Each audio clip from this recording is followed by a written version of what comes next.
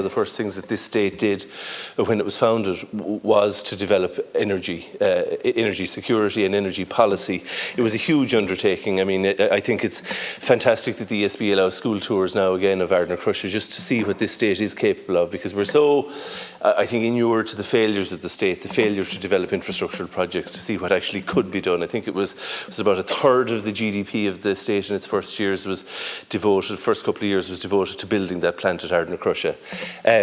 It's quite an emotional thing to actually see it and to realise the sacrifice that went into it. And it was blood and bones as well. Men died to build that so that this state would have energy security.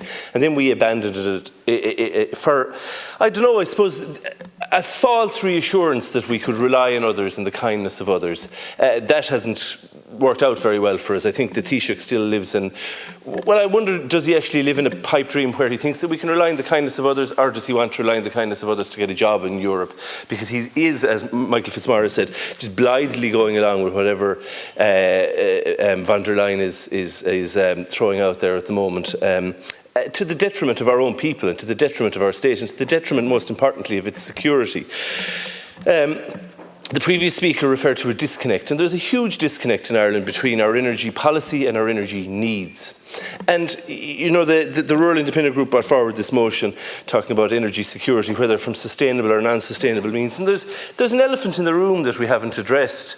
And I think we're very good at that as a political entity, the Dáil, of not addressing the reality. And that is, you know, there's a big debate at the moment on whether nuclear is sustainable or whether it's not sustainable, or whether it can be considered to be renewable or not renewable. But either way, nuclear power is key to energy security across Europe as a continent.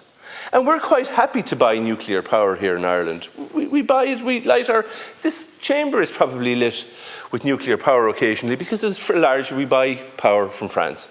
And they, in their wisdom, didn't decommission their nuclear power plants when the Germans were sort of following a fashion. But what they were actually doing was just handing over energy security to the Russian state, and one that they're still taking in the Russian gas. We're crucifying ourselves, but they're still happy to run their industries that make armaments to sell to Ukraine to keep a conflict going, and they're buying the energy that fuels the making of those from Russia. It's a ludicrous scenario, that's what's happening. But what we do need to think about is nuclear here. I don't love the idea of nuclear, very far from it, but I do recognise that we use nuclear power in this country, and we have to have energy security.